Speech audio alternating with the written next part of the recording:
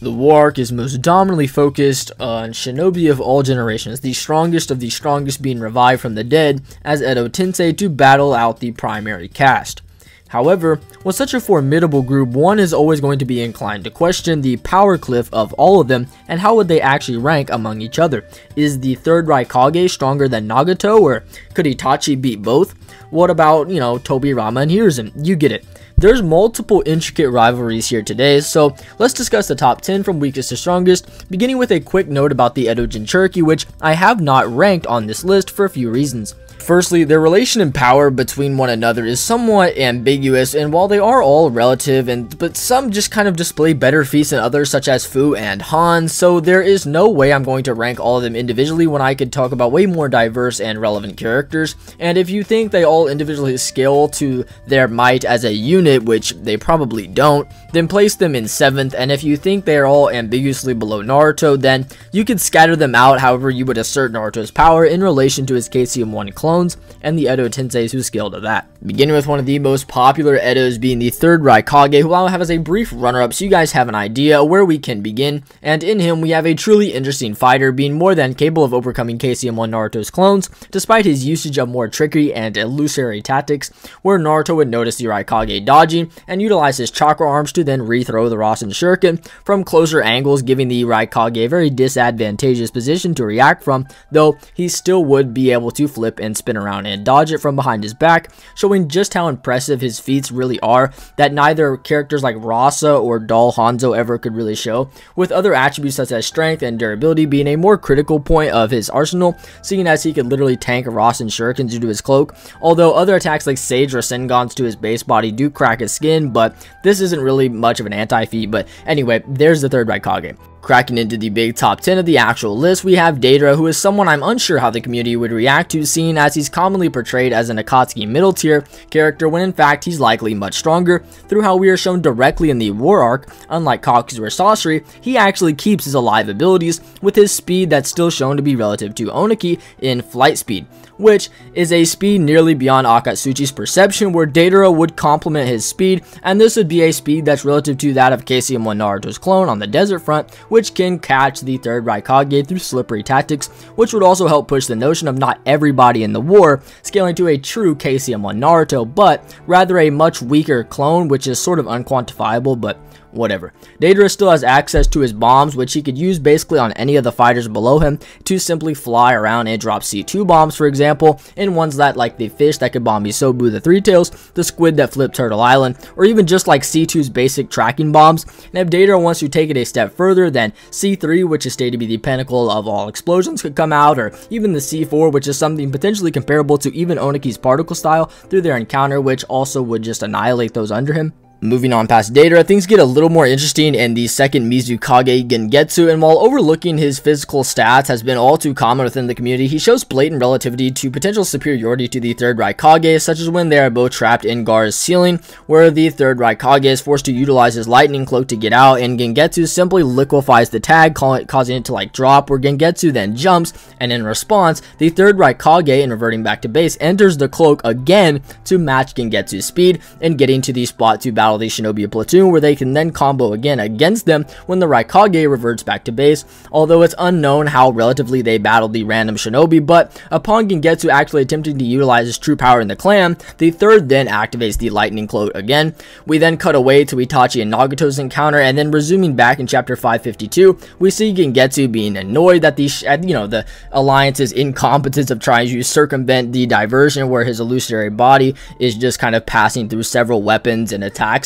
where he has like to literally that's like point out like the information on how to beat him, though the third Raikage is getting absolutely slammed by the casting net in base, which could further the notion of Gengetsu being the superior to the Raikage, or at least really comparable to him in the lightning cloak, which would align with how, despite fighting alongside the third, he would still call himself the strongest of the Kage, which Gaara seems to question, as he originally believed it was Mu, but he does sort of open the possibility of them being deceived by looks in Mu's case. When we get into Mu's scaling in a second, you'll see with him being in the number 8 spot of how close they can actually be. However, even if for whatever reason you reject the Mu scaling, or Gengetsu simply being the strongest or in contention for it, then you still have Gengetsu and the third Raikage being physically relative, with Gengetsu's abilities requiring higher levels of intellect to get past and figure out the trick to his clam, and more importantly, his Steam Imp, which is known to have given Mu trouble back in their primes, enough so that he would actually end up telling Oniki of it and his functions, and kind of in a detailed fashion to likely try and counter it, which is not intel the third or Deidara would have if they were to fight each other or a neutral opponent, making it detrimental to any opponent with its ability to blitz around Gaara's sand and infinitely explode,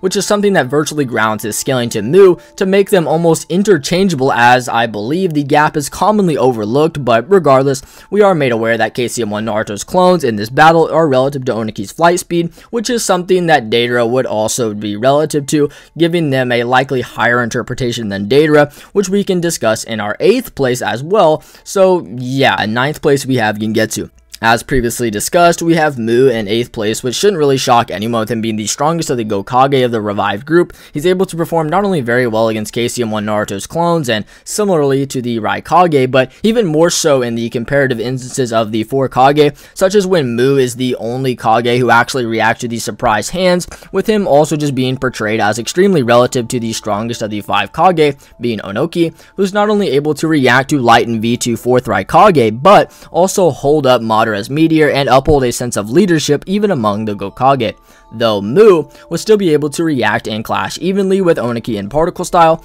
which would prompt him to actually state that Oniki is the only one strong enough to stop him, despite seeing Gaara counter Ross's Sands attack, which nobody else counters, and Gaara actually believes him to be the strongest, and that's why they went after him first, hence to why Mu and Oniki then exit to an isolated location, with Mu running at a similar pace to Oniki's flight speed via them arriving at the battlefield, and panels like these showing them traveling, which would also supplement their relativity to the more impressive feats of them clashing over 9 times to the point of exhaustion. Mu can also just turn invisible and utilize his particle style to destroy even upon molecular levels, so I doubt anyone really contends with Mu being stronger than the previous two, but yeah. Also, if you are enjoying the video thus far, maybe you feel the heat that I'm spitting, consider subscribing as it helps me out a ton, and I'm sure you can learn something new or find some enjoyment out of my content. Following Mu, we have the notorious strongest of the 5 Kage of his time, being Hiruzen Sarutobi, who stayed to stand at the top or peak of the shinobi world 3 different times in the first fan book, where he then fought the strongest Sannin and Orochimaru, and what the bystanding Anbu called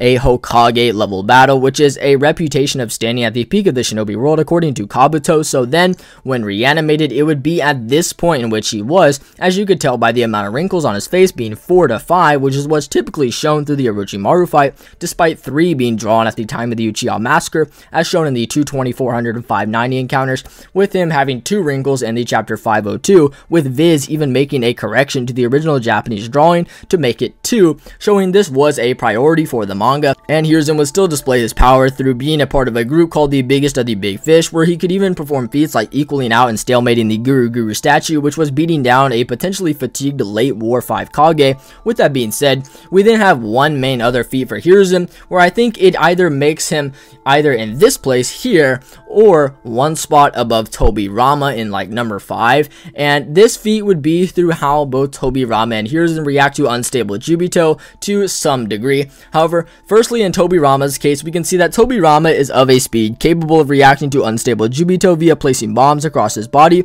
in several different locations and random locations, primarily on his left side, which was further away from Tobirama, likely due to the fact that the paper-like substance, as highlighted through them being explicitly 2D compared to Hashirama's 3D wood chunks within his body, being used as explosive tags, and he likely tagged those bombs where Jubito would then run straight into him. Another valid interpretation would be the one where we would run with here, which would be like Tobirama, like in the tandem instance, reached into his very body, marked the paper, throwing them out in a fashion similar, causing them to be placed in a very random fashion, which would also correspond with how he was able to at least activate a mark to be placed on Jubito's right lat area, which is something already in line with Tobirama's right arm, meaning he probably just raised it up and marked him, So in conclusion, in Tobirama's instance, he could raise an arm and mentally react to, and think in Jubito's charge, but he couldn't fully evade his body as implied by his trajectory, as it just doesn't change from Hashirama's, meaning his center of mass didn't move either.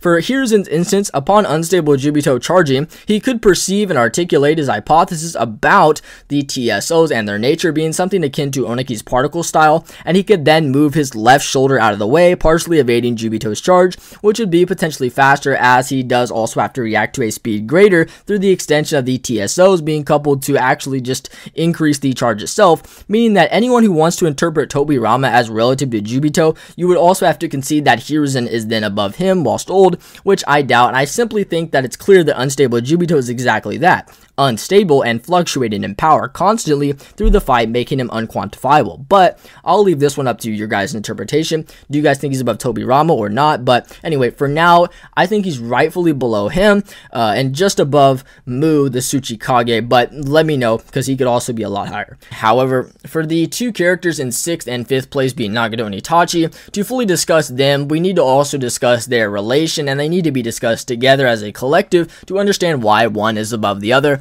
Now, to preface this will be Nagato after getting amped up through Beast Chakra, which he actually consumed an entire V2 cloak of, meaning he would obviously be much weaker without this, but to kind of grant him the benefit of the doubt for his chakra, and so he actually has the ability to walk and fight at a much higher level, with him being able to fully react to KCM1 Naruto's actual body through his chameleon's tongue, which grabbed him in the air for Nagato to then attempt and steal his soul, causing B to attempt to then save Naruto through a top-down attack to hopefully catch Nagato lacking. However, even with Killer B amping his blade with Raiton, Nagato would still perceive him through the eyes of his animal summons, allowing for him to catch B and subdue him through the Ashura Path's ability, showing his superiority to both Naruto and B, which many people will attempt to say that Nagato is stronger than Itachi, right? However, this seems to rely on a fundamental misinterpretation of Itachi's performance against Naruto and B, where yes, we see him parry off KCM1 Naruto basically evenly, which is something Nagato didn't just blitz around, but rather he used an invisible tongue to grab him in the air when he wasn't really suspecting anything,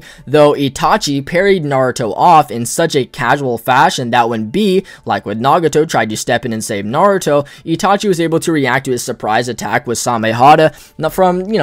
not just some random blade from behind the back, where he would then do 3 full backflip leaps before he even finished the attack, where Itachi from this substantial distance here then blitzes B, taking his back and verbally telling B such, where he then would dodge Samehada's strike again, but would couple it with his own fire style Phoenix Flower Jutsu that actually harmed B and place him in a Genjutsu, prompting B to then use his counter Sharingan ability and the 8 sword style, which worked very well on Sasuke. However, against Itachi, it wasn't so fruitful, with Itachi parrying off over 10 different strikes before disengaging to then switch sides and utilize his Mangekyo. Yeah, that's right. Everything Itachi just did to Killer B and Naruto as well was in his 3 Tomoe. So, regardless of how you want to argue it, Itachi does do much better against B and Naruto than Amp Nagato did in just his 3 Tomoe, and certainly Image MS State, as that severely amplifies his power to then where he also gains access to things like Amaterasu, which blitzed and incinerated the replicating dog summon and gray hair Nagato as well.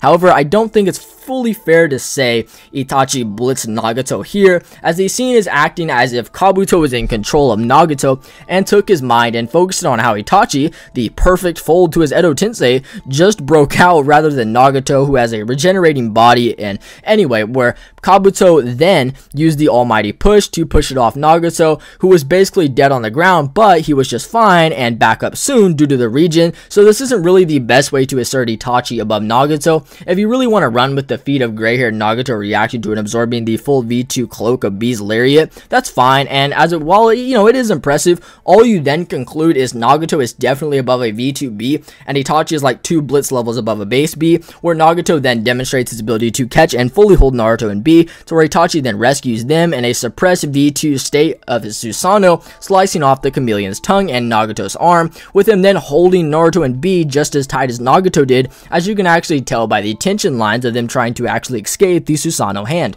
Itachi then aids in evaporating, bombing the Chibaku Tensei, to where Nagato then, being some distance away from a cloud, gets blitzed by Itachi's Totsuka blade blade from the full power V4 Susanoo, and whilst many people use the smoke as a rebuttal to Itachi blitzing Nagato, there is still a distance at which Nagato is from the smoke, meaning it blitzed him from that distance, which shouldn't contradict anything, as well as it's the only time this full power Susanoo is on display, as well as Nagato actually just doesn't use his sensory mode through the dilation of the Rinnegan, which aids him in having sensory and the ability to see through the smoke as shown in scenes like this through the Sage Jiraiya battle. So yes, Itachi does blitz Nagato here, although it's likely not really genuine to argue that he would in a straight up fight, which then leaves you with one idea: that Itachi has easier assertions to be superior physically, in their physical ability and their actual abilities, where I would then lean to Itachi just having an edge, as like, for example, right, the Susanoo is stated to be the greatest ocular ability in Data Book 3,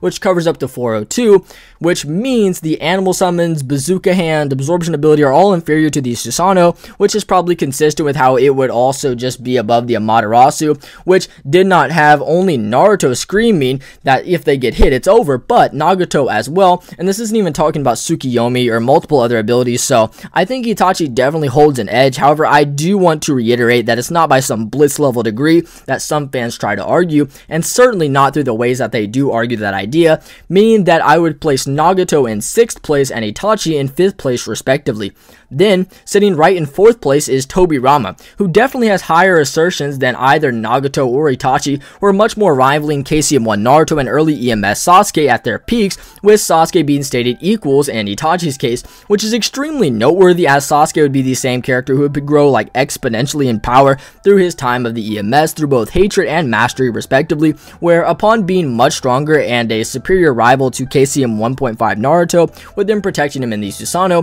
Tobirama would still be able to body flicker faster than that Susanoo hand could erect, which would also fit with his ability to intercept both Naruto and Sasuke's combo charge through his reciprocal round robin, which likely isn't even at his highest end of scaling through his flying Raijin, and its benefit of allowing him to react to speeds beyond his own combat speed, such as Madara, who was faster than him, yet was reacted to due to the flying Raijin and Tobirama's nerve transmission speed, where Madara then complements his speed, saying he used to boast the fastest speed of any shinobi, which has a few interpretations, neither of which place Tobirama above either Madara or Hashirama in their prime, as it likely just refers to his time during the Warring States and killing Izuna, Madara's right-hand man, via FTG, which Madara doesn't witness, or the other would just be Tobirama's time following the passing of Hashirama and the hiding of Madara, which would just be known as Madara did seem to know about the outside world, likely through Zetsu, and Tobirama being at the peak of the world during his era should be obvious through his title of Hokage, and Danzo, who states there is no greater shinobi in Konoha,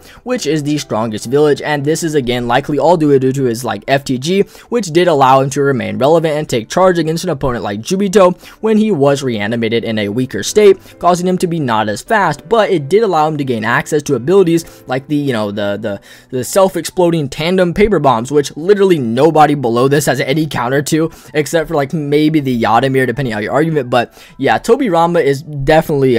befitting of this place. Now, on to number 3, we have Madara Uchiha, who is an absolute unit whilst in Edo due to many modifications to his body, such as his Hashirama cells, granting him access to things like Deep Forest Emergence and Bloom, and likely many other lower level abilities granted by the Wood style, which he could also couple with newfound Rinnegan abilities that can instantly absorb the Rasen Shuriken and drop 2 meteors on the Shinobi Alliance casually, with him then proceeding to solo the Alliance, where he would then absolutely thrash the 5 Kage, despite their wills being renewed and their teamwork becoming quite notable through his, through their like abilities to combo attack with Oniki and the Raikage to lighten him, making him faster and weighing him down, making him hit harder. Tsunade also heals the team frequently to aid in things like Oniki's back, where Gar would also just support through like his sand, as showing when saving Mei against the Susanoo clones, which is a relatively casual ability for him to do, making 20 Susanoo clones, and which the data book uses to show as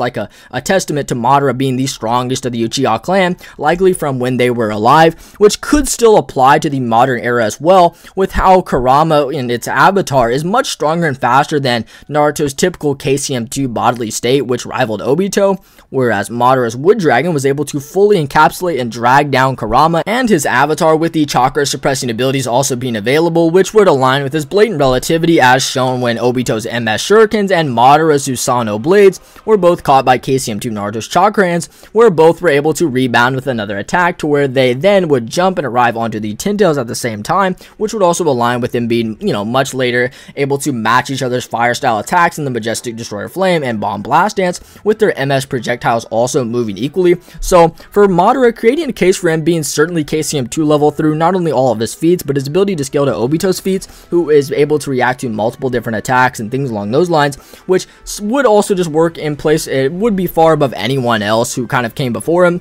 And Tobirama's case, with him being by far the fastest of them, he was only really slightly faster than KCM 1.5 Naruto speeds, rather than the blatant KCM 2 speeds, which would fit with how the, with how he was engaged in a battle with Hashirama for a majority of the war, with them being very relative in things like taijutsu exchanges and things along those lines, with the same Hashirama being able to react to Tobirama's combat speed and jutsu, like his tandem paper bombs, for example, such as when Tobirama activated a right hand tiger for the bombs, Hashirama was able to react with a wood style and fully wrap around Jubito, showing how the wood style is likely far faster than Tobirama, as it's also faster than base Hashirama's combat speed, which is quite relative to Tobirama's, as shown in their ability to combo attack evenly against Old Man Hiruzen, which aligns with Hashirama's claim of "he's even stronger than me" in reference to Jubito, which only makes sense if Hashirama is acknowledging a preset consensus of him being stronger than Hiruzen and Tobirama, who do not disagree. So all in all, Madara has, abilities that are faster than himself in the Susanoo, which is an equal to the giant wood golem,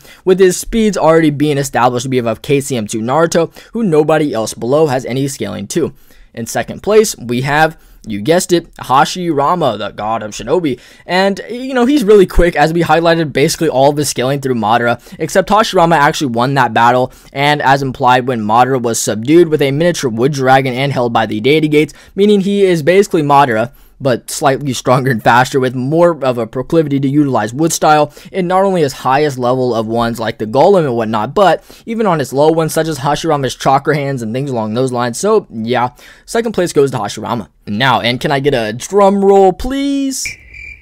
No crickets? Okay, whatever. Anyway, in first place, we have KCM2 Minato, who is certainly most deserving of this placement and has by far the highest assertions of anyone else thus far, which we can get into in a second after addressing the reason as to why many people would ever disagree, which would come through his performance in the chapters of 637 to 643, which is when the brief period of time after Minato sliced open Obito, where he would then realize that all he'd ever dreamed of and fought for was most opposed by the young boy that he once trained. Minato is a character who is fascinatingly different from the shinobi world through his fighting style. However, his mentality is still very much trapped in the cycle of hatred, like with everyone else, where Minato would commit terrible acts to the Third War, with Obito, Kakashi, and Rin being his students, who two of which would die, with the first being Obito, who sacrificed himself to save Kakashi, but it was okay. Kanami Bridge was successful, and Konoha was going to prosper once again and be let out of its dreadfully low state of having such a depleted military that kids needed to be sent into war, with Minato being the reason as to why the war was ever won in the first place, with how he brought so many weaker platoons of shinobi to victory, allowing for Minato to be praised among even the elites of the other nations as the greatest in godlike speed, fitting of his 1 decade 100 ninja guide statement, which references how he was feared by shinobi of all nations, to where he would then be made Hokage, likely due to his sheer speed and power, seeing as Hiruzen during the Nine Tails attack was quite powerful himself, with him being stated that he actually was confident taking on the full Nine Tails alone, which is a KCM2 level threat, which he would also do with how he managed to push him out of the village, yet he would still rely on Minato, the beloved 4th Hokage, who would constantly be blitzing Kurama throughout their fight, such as when he completely blitzed him to save Kushina, when he outspeeds him to drop Gamabunta on his head, when he intercepts his claw, or even just when Minato was able to react to a speed likely greater than Kurama's combat speed, being the Bijou bombs, as projectiles are always faster, especially if vastly smaller in instances like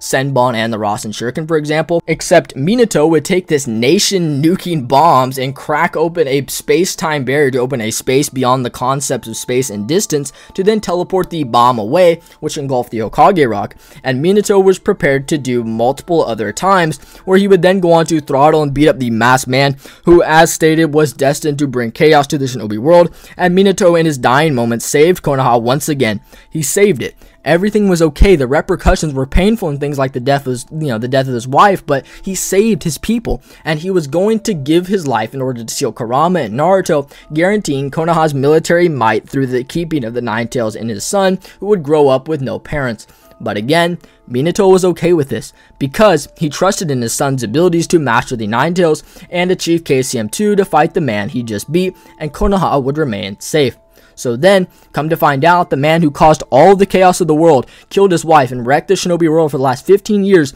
was the kind boy he once trained as Obito Uchiha. This is why through the Jubito fight, Minato is constantly drawn with ellipses, implying a delayed reaction or excessive thought prior to a reaction, with how he would also just constantly think of Obito and their old encounter, as well as the boy who Obito used to be, which would be made worse through Obito terrorizing him, calling him a failure, which he would also just be placed in such a disconnected mental state that Kurama literally states, quote, "Minato, you intended for your brat to clean up your mess, right? That's why you sealed my leftover half inside him, as if you were confident they'd be able to work together. Don't regret it now. Kushina dying was not your fault at all. Making your brat a Jinchuriki wasn't at a bad time either, for it's he that's trying to change what this world has become. He's not that newborn baby anymore," end quote. And Kurama, seeing Minato's thoughts, stating all of this, it's made quite evident of Minato's mental state, with this speech being the first step in saving Minato from his own mind, with the more prominent one being Naruto, which is what the data book states, who actually broke Minato out of his stupor, which for those who are unaware, a medical stupor is where one's mental state is so impaired that it actually forces out a nigh unconscious state.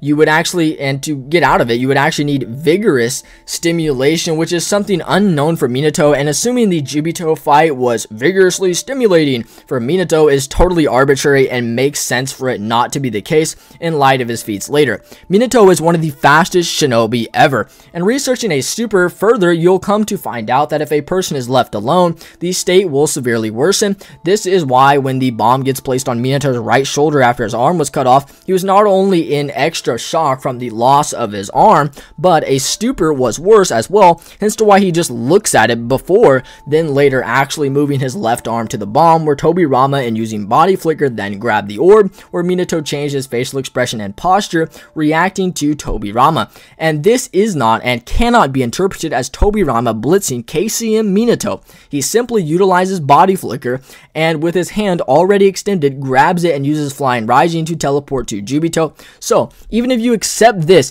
and say his body flicker is just above KCM Minato, then base Minato's also is, as he utterly blitzes Tobirama to the battlefield, which Tobirama conceded in as much, with him also conceding Minato's quick at striking 2, implying a conjunction between the two speeds. So obviously KCM Minato's combat speed and certainly body flicker speed is way faster than Tobirama's through this, which would align with how fast and powerful a full power non-dazed KCM2 Minato actually is, as shown when he states that he would provide powerful support to BSM Naruto, in which he would slam his arm at the same speed as BSM Naruto, and even blocking and smacking away the two chakra arms on his side, which Naruto would only be able to do to one, where the other did manage to outspeed and catch his, showing just how insane this actually is. Minato is literally equal and potentially faster than, depending on how you interpret the chakra arms, BSM Naruto, which is the KCM2 Naruto, but in his faster Kurama avatar, and a literal Sage Mode multiplier stacked to that. So yeah, Minato is by far the fastest and strongest of the Edo Tensei, and I'm not really sure why so many people seem to overlook this idea. But what did you guys think? Did you guys expect the list to look like this, or how would you change the list? And if so, please let me know as to why. And if you did enjoy the video, or maybe you'd like to see more of my content to see if you really enjoy me, then please, by all means, I have many other videos on my channel which you are welcome to check out and subscribe. But anyway, God bless you all. Love you guys.